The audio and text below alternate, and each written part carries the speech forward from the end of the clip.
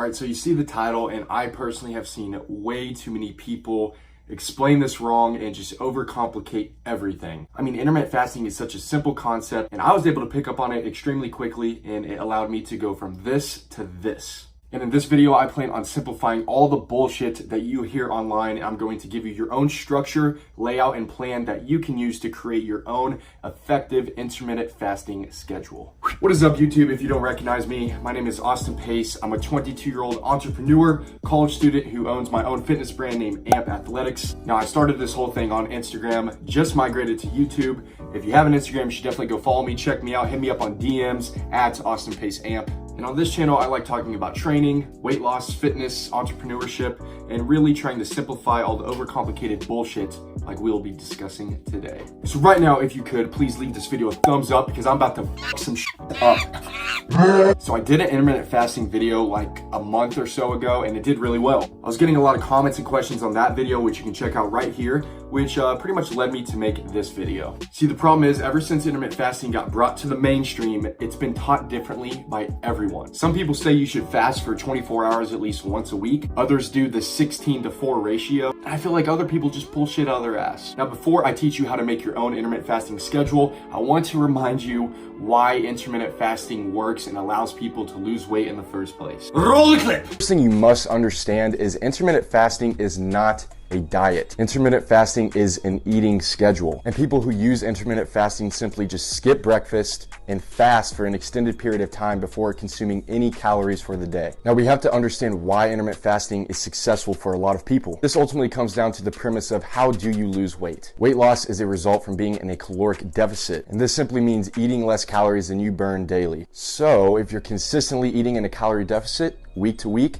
you will lose weight. Now, the reason that many people who use intermittent fasting have weight loss success is simply because it is restricting their daily caloric intake. For a lot of people, breakfast can be a very calorically dense meal. So if you completely eliminate that meal, that could be close to 200 to 800 calories less that you're not eating per day. And when you skip breakfast and you fast, depending on how long you fast, you will have less time to eat before you go to sleep. A lot of times for people, this will result in eating less calories, enough to be in that caloric deficit. So really, what is the common variable for everyone who is seeing results in losing weight from intermittent fasting? It is a calorie deficit. So now let's figure out how to create your own schedule. Step one, the most important step of it all, figure out your calorie deficit. Now, to do this, you need to know what your TDEE is. That's your total daily energy expenditure. There are many calculators online that can help you figure this out, but I just personally use MyFitnessPal. It's simple, it's easy. You put in your weight, you put in your activity level, it will spit out an approximate number of calories it thinks that you burn daily. So you want to take your maintenance calories, the amount of calories that you believe you burn daily, and you want to make your daily caloric intake about 500 to 800 calories beneath that. It's okay if this isn't exactly correct, because guess what? You're going to track your weight every single day. If you're losing weight, well, that's a good sign. If not,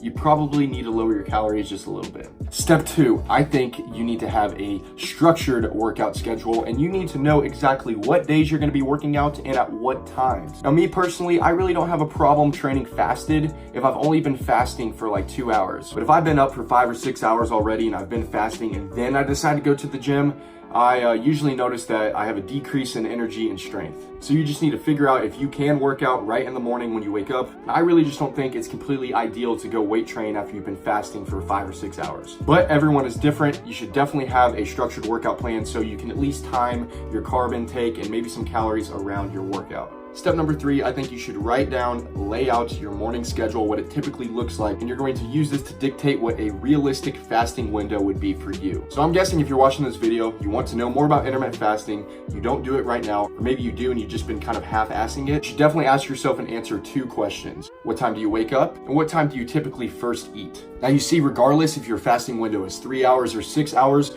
all that matters is if you are eating the amount of calories that you figured in step 1. And see, to me, the ultimate goal of intermittent fasting is being able to go to bed feeling full. This is really why I don't like the idea of cutting your eating window off at a certain time at night. And there's just really no purpose to do that, because we know if you do eat the amount of calories you're supposed to be eating daily in a calorie deficit, regardless if you eat your last meal to hit those calories at 10 p.m. or if you cut yourself off at 6 p.m., you will lose weight. So for step number 3, when I'm saying dictate a realistic fasting window for you, all I'm pretty much saying is figure out how long you can go without eating from the time you wake up. Now, obviously, it's going to be a little bit hard when you first start, but after about a week, you're going to realize with your schedule, how busy you are in the mornings, wherever you may be locational wise, when is a realistic time for you to break your fast. I just find that the longer I can fast, the more calories I have saved up for the nighttime, which allows me to go to bed full, and it doesn't even make it seem like I'm dieting. Step number 4 is to try out what you have came up with so far for 1 week. You see, weight loss is a marathon.